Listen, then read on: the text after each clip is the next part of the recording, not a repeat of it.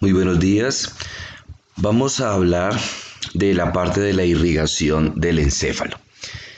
Comenzamos entonces en la irrigación del encéfalo a nivel del tallo cerebral.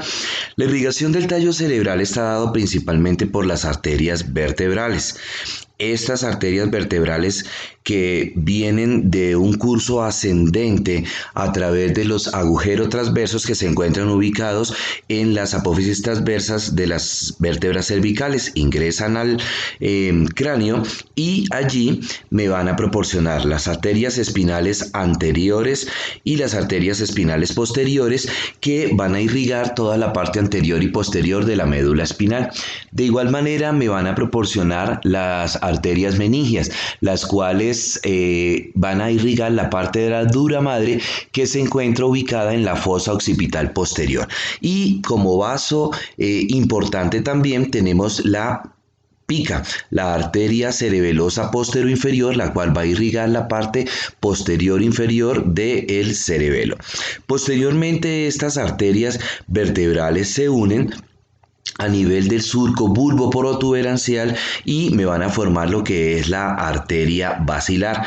Esta arteria basilar proporciona ramas importantes como son las arterias pontinas, que tienen como zona de irrigación principal todo lo que tiene que ver con la protuberancia o puente.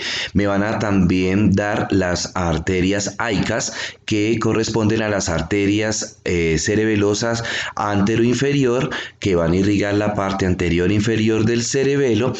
Me va a dar también lo que corresponde a la arteria cerebelosa superior, que se encuentra ya hacia la parte terminal de la arteria basilar. Y por último, como rama terminal de esta arteria basilar, vamos a tener la arteria cerebral posterior. Esta arteria cerebral posterior es muy importante, ya que me ayuda a constituir lo que es el círculo arterial de la base del encéfalo o polígono de Willis. Ya dentro de este círculo arterial de la base del encéfalo o polígono de Willis es importante tener en cuenta tres arterias, que son las arterias carótidas internas, la arteria cerebral posterior y la arteria cerebral anterior. Recordemos que esta arteria carótida interna se originó a partir de la arteria carótida común y va a ingresar al encéfalo a partir del agujero carotidio. En su trayecto, esa arteria carótida interna se le reconocen cuatro porciones. La porción C1, llamada también segmento terminal, que se encuentra ubicado a nivel del asa superior del sifón carotidio. El segmento C2 o cisternal, que se encuentra ubicado a nivel de las apófisis clinoides anteriores y posteriores, que son accidentes anatómicos del hueso esfenoides y me ayudan a constituir o delimitar lo que es la fosa hipofisiaria. El segmento C3, que lo ubicamos a nivel del asa inferior del sifón carotidio y lo encontramos también a nivel de la salida del seno cavernoso. El segmento C4 también lo ubicamos a nivel del seno cavernoso. Y por último tenemos el segmento C5 o ganglionar, que se ubica a nivel del ganglio semilunar.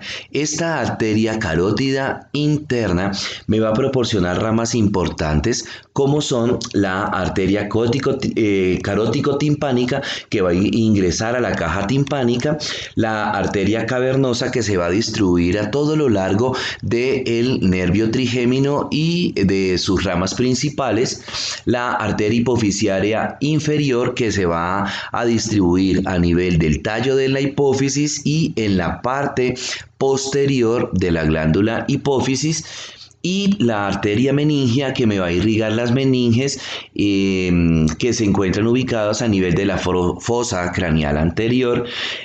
Otra rama importante de esta arteria carótida interna corresponde a la arteria comunicante posterior, que me va a unir lo que es la arteria carótida interna con la arteria cerebral posterior.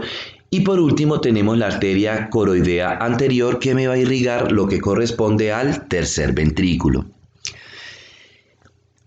Un nuevo vaso importante, la arteria cerebral posterior. Esta arteria cerebral posterior, como habíamos dicho anteriormente, es rama de la arteria basilar. Igual en su trayecto se le distinguen 4 porciones: el P1 o precomunicante, que va a irrigar toda la parte anterior del mesencéfalo, el P2 que va a irrigar la parte lateral del mesencéfalo y el borde medial del lóbulo temporal, el P3 que va a irrigar la parte del núcleo pulvinar y la cisura calcarina. Recordemos que este núcleo pulvinar se encuentra ubicado en la parte posterior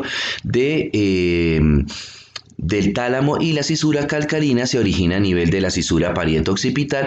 Y por último tenemos el segmento P4, que corresponde a la parte terminal. Dentro de las ramas importantes de esta arteria cerebral posterior vamos a tener la arteria circunfleja, que es la arteria que se va a dirigir, va a ser el bordeamiento de anterior a posterior del mesencéfalo. Otra rama importante que ya penetra hacia el interior del encéfalo, que también se origina de la arteria cerebral posterior, es la arteria coroidea posterior, que me va a irrigar el tercer ventrículo y el agujero de Monro. Tenemos otra arteria importante que va a ser la arteria temporal inferior. Esta arteria temporal inferior me da 3 ramas, que son la rama anterior, la rama media y la rama posterior, que van a irrigar todo lo que es la parte del lóbulo temporal. Otra arteria entonces tenemos que se origina de la arteria cerebral posterior, tenemos la arteria del hipocampo. Posteriormente tenemos la arteria parieto-occipital, la arteria calcarina y por último la arteria esplenial, que se van a dirigir hacia la parte del esplenio del cuerpo calloso. Otra arteria importante tenemos, que es la arteria cerebral anterior. Esta arteria cerebral anterior es rama de la arteria carótida interna y me va a ocupar todo lo que es el surco interhemisférico y me va a irrigar toda la parte interna de cada hemisferio. Igual se le reconocen 5 porciones, que son el A1 o precomunicante, que se va a originar o que se va a extender desde el origen a nivel de la carótida interna hasta el sitio donde se encuentra. Acá, desde el origen de la carótida interna hasta el sitio donde se encuentra la comunicante anterior. El segmento 2, que es el segmento que llega hasta el cuerpo calloso. El segmento 3, el A3, es el que me rodea la rodilla del cuerpo calloso. El A4 va por encima del cuerpo calloso y el A5 es el que me va a llegar hasta el esplenio o rodete del cuerpo calloso. En su recorrido, la arteria cerebral anterior me va a dar las ramas órbitofrontal, que están hacia la parte inferior del lóbulo frontal, que se originan del segmento 2.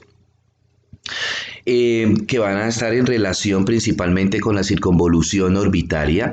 Tenemos ahora las ramas frontales, que se van a originar tanto del segmento 2 como del segmento 3, el A2, el A3, que se van a dirigir hacia toda la parte anterior del lóbulo frontal. Tenemos también las ramas parietales, que se originan del segmento A3. Tenemos también las ramas calloso marginal, que se van a ubicar a nivel de la cisura calloso marginal por encima de la circunvolución del cíngulo. Y pues tenemos otras ramas importantes, como es las ramas anteriores del cuerpo calloso.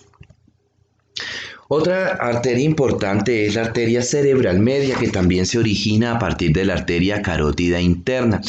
Esta arteria cerebral media entonces se va a dirigir hacia la parte lateral del encéfalo por toda la cisura lateral para irrigar todo lo que tiene que ver con la parte superficial y lateral externa del encéfalo. Esta me va a dar unas ramas importantes. Esta arteria cerebral media me da unas ramas importantes, como son la arteria precentral o prerolándica, que se va a dirigir principalmente hacia la circunvolución precentral y la parte posterior del área prefrontal. En segunda instancia tenemos la arteria central o rolándica que se va a dirigir hacia la parte posterior de la circunvolución precentral y hacia la circunvolución o la cisura central. Posteriormente tendremos la arteria postcentral o parietal anterior que me va a irrigar principalmente lo que es la circunvolución postcentral y parte media del lóbulo central, del lóbulo parietal, perdón, y por último tenemos las parietales posteriores que termina de irrigar todo el lóbulo parietal y parte del lóbulo occipital. Aquí tenemos ya la configuración completa del polígono de Willis con todas sus ramas más importantes que ya mencionamos anteriormente.